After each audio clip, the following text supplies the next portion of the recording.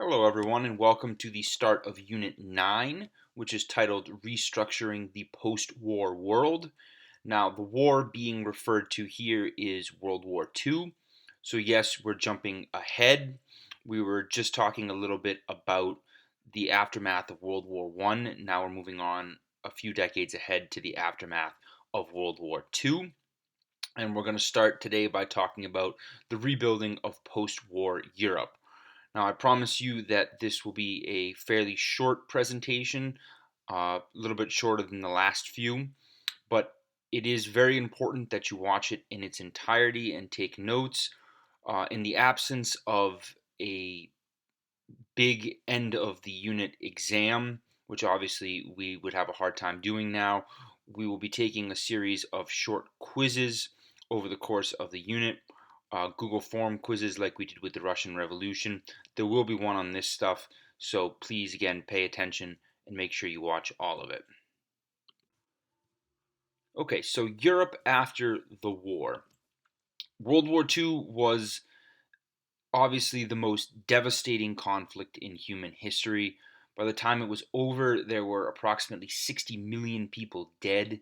Tens of millions more were left completely homeless, many of them without pretty much anything at all. They're just wandering refugees. Much of Europe and really the world as a whole was left just completely destroyed, utterly devastated. And that was especially true in Germany, Poland, the USSR, Italy, the regions that had really borne the brunt of the fighting, particularly on the Eastern Front and in Central Europe. In this picture here in the slide, you can see Berlin, or what's left of Berlin, in the area around the Brandenburg Gate in the immediate aftermath of the war. The war destroyed approximately 95% of Berlin. You can see in the picture most of these buildings are just empty shells, completely uninhabitable. There's really nothing left at all. And even if you go to Berlin today, you look around, you'll notice there aren't a whole lot of really old buildings. And that's true in a lot of cities in Germany, in Poland. Warsaw is the same way. It seems like a very, very new looking city for one that's so old, and that's because it was just utterly devastated by the war.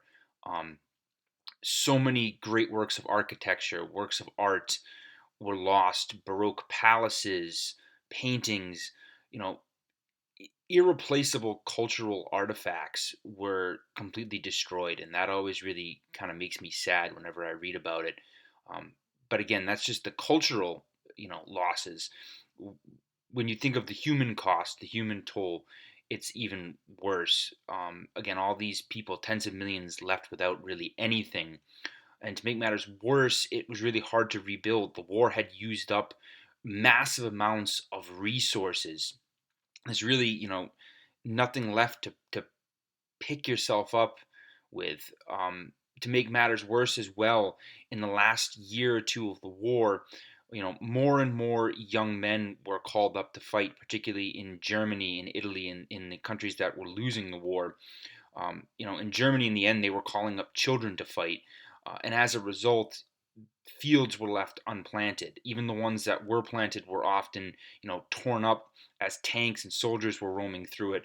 And as a result, in the first winter after the war, it wasn't uncommon for massive famine to hit regions of Germany, regions of Poland, areas that had been devastated by the war.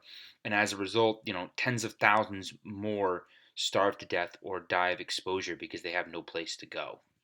And this stuff is going to be important. Obviously, it's important, but it's going to come up again in a little bit. Its lasting kind of impact on the reconstruction of Europe and the start of the Cold War. The war itself came to an end with the victorious Allies conquering and occupying Germany itself. Now, as the war was winding down and it became clear that the Allies were going to win, at the February 1945 Yalta Conference, the US, Britain, and the Soviet Union had reached an agreement to divide Germany into different zones of occupation. Each Allied power would be given a different part of the country to control, to administer, while they figured out exactly what to do with it as a whole. Um, Now, Berlin, although it was in the heart of what was to become the Soviet occupation zone, was recognized as being Germany's most important city, its cultural capital, and as a result, Berlin itself was also divided into different occupation zones. Now, there were four primary occupation zones, both in Germany as a whole and Berlin. It was divided between the Soviet Union, the US, Britain, and even France kind of worked their way in the end, jumped in kind of at the end. Yes, they had been conquered. Yes, it had taken them a while and they hadn't really got back on their feet, but they certainly wanted to be seen as a victorious partner in this, so they kind of worked their way into a small occupation zone, as you can see in the map there. Now, right from the beginning, a sort of unified administration of the Western zones develop. It begins with some significant cooperation between the American and the British zones. Obviously, they had worked closely together throughout the war, and that continues in their occupation of Germany. Eventually, France, after some reluctance, joins in, and they kind of create a joint administration of those western zones that ultimately in 1949 leads to all of their merger into what became known as the Federal Republic of Germany, or West Germany. The Allies eventually pull out, they end their occupation of the Western Zone and allow Germany to exist again as its own independent country. In response to that creation of the Federal Republic of Germany, the Soviet Union would then respond by turning their zone into what they referred to as the German Democratic Republic, usually just referred to as East Germany. And that was kind of how that division between East and West Germany developed. It started again as these occupation zones, and eventually, as distrust grew between the Soviet Union and the West, they were formally divided into two different countries. Now, kind of in that same, I guess, line of thinking, Stalin had originally promised the Western powers that the Soviet occupied nations of Eastern Europe would be allowed to hold free elections after the war, once things had kind of quieted down. Churchill was very skeptical about that from the start. He very correctly believed that Stalin would keep his word only if those free elections would be won by Soviet supported communists and communist parties. As I said, Churchill's skepticism proved to be correct and very well founded. Just as he predicted, Stalin went on to ignore all the promises that he had made at Yalta and afterwards, and instead of allowing these free elections in the Soviet occupied nations of Eastern Europe, he went on to install communist governments in every single one of them, basically Soviet puppet states. By late 1946 to 1947, pretty much all cooperation between the US and its allies and the USSR had completely broken down. The battle lines of the Cold War had been drawn. Both sides are very afraid about the spread of the other's ideology onto their side. And Stalin viewed all of these communist states of Eastern Europe as a crucial and necessary buffer zone between the West and the USSR itself. Again, both sides have this extreme fear of the other's ideology potentially spreading. And in the West, that led to the creation and the implementation of what became known as the Truman Doctrine. On March 12, 1947, President Harry S. Truman went before Congress and announced the start of a new American foreign policy by which we would work to contain Soviet/communist expansion by supporting any country thought to be threatened by Soviet communism. That first came into play roughly a year later when Greece was threatened by a major communist revolt. There was significant fear that if the revolt was successful there, it would spread next door to Turkey, and from Turkey to other countries in what was generally referred to as a domino effect. If one country fell to communism, then others would rapidly follow, kind of like one domino falling after another. As a result, Congress voted to send significant aid to Greece, keeping in line again with this Truman Doctrine, and Greece was able to successfully fend off this communist uprising. Now, the Truman Doctrine, again, the support for any country threatened with Soviet communism, this Truman Doctrine was really the first in a series of what became known as containment policies. That's an important phrase to know, containment policies. Another example of containment, specifically economic containment, was the Marshall Plan.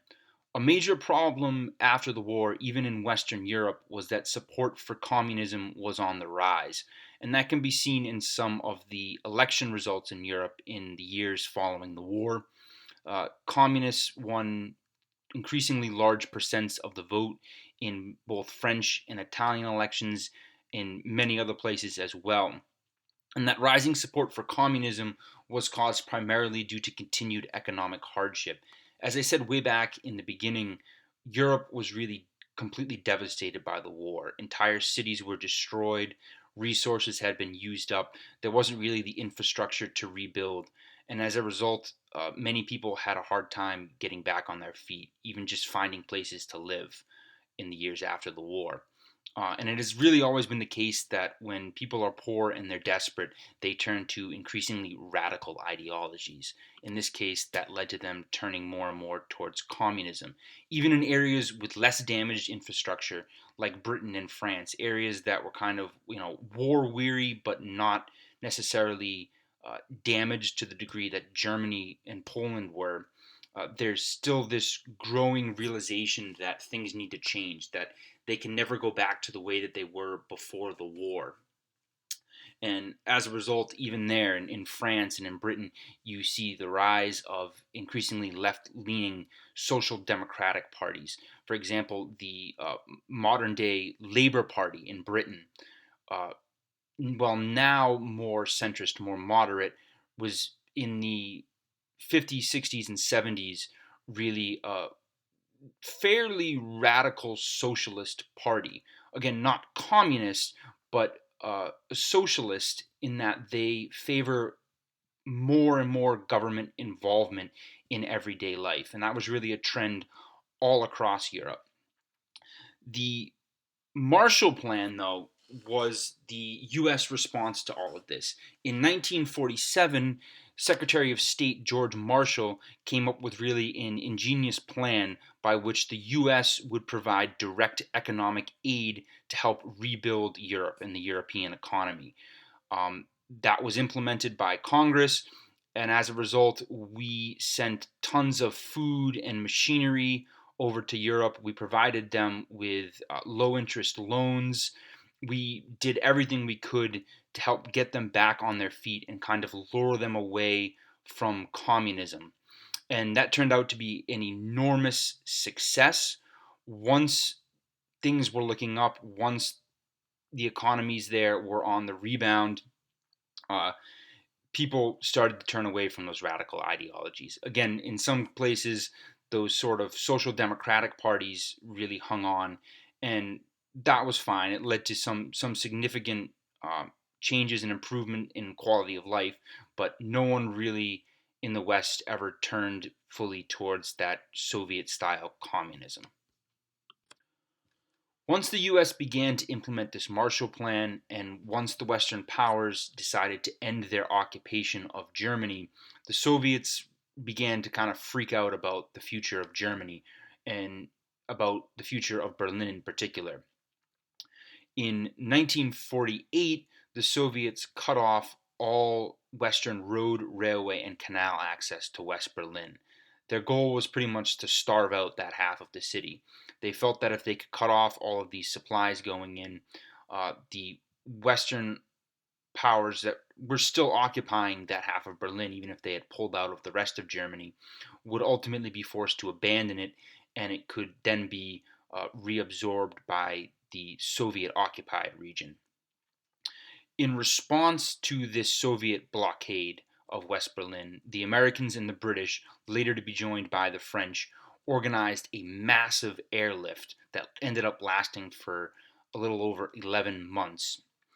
Um, I've read statistics that there were planes landing pretty much every 3 minutes or so in Berlin throughout the course of this airlift. In the end, they flew over 278,228 trips and delivered almost 2.5 million tons of supplies into West Berlin. And ultimately, the Soviets had to give up. It Their blockade clearly wasn't working.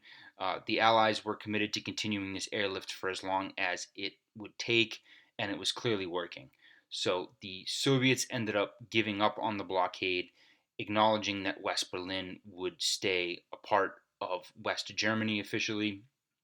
Um, and in the end, this failure to separate all of Berlin from the West actually led to an increase in immigration from East Germany to West Germany through Berlin. West Berlin in particular became the main kind of go-to point for anyone looking to leave the East to kind of defect to the West. And that would ultimately lead to the East German government beginning construction of the Berlin Wall starting in 1961. The Berlin Wall and what was going on in Germany really came to symbolize the Cold War as a whole. But the Cold War was really embodied by the formation of two massive defensive alliances.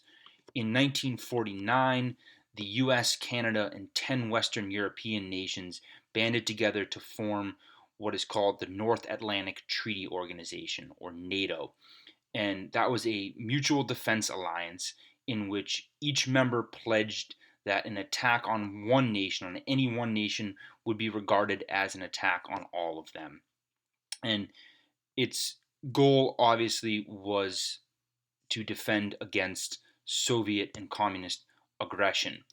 It was, of course, viewed as a threat by the Soviet Union, and that led them in 1955 to form their own defensive alliance called the Warsaw Pact, which pretty much consisted of all of their satellite slash buffer states in Eastern Europe. Again, both are defensive alliances. They're really kind of different in their composition. NATO is a bunch of sovereign, independent states that have bounded together for their own mutual defense, whereas the Warsaw Pact was pretty much a collection of countries all under the direct influence of the Soviet Union. Most of these buffer states, these satellite states in Eastern Europe, were completely reliant on Soviet resources and Soviet, you know, I guess, material support. So they never really had a choice. They were also all kind of totalitarian governments. So it wasn't like there was ever really a choice in this. But again, there was the formation of this Warsaw Pact in the East to counterbalance the formation of NATO by the Western powers. Now, there were some countries, most notably Yugoslavia, once they had a falling out with the Soviet Union, and India as well, that decided not to choose sides in this giant global conflict. They became members of what became known as the non aligned movement. That's something that kind of continues today. The world obviously isn't as clearly divided as it was during the Cold War, but there are some states that still refer to themselves as being non-aligned.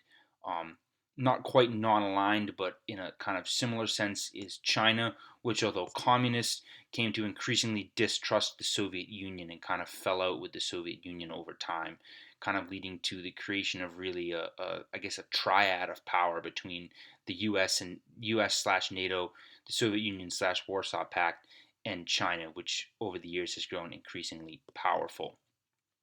That's it for now with the Cold War. We'll continue to talk more about um, that conflict, but looking more at some of the, I guess, the proxy wars, if you will. We'll look at Korea, and then we'll learn a little bit about the spread of the conflict to Latin America in the coming days and weeks.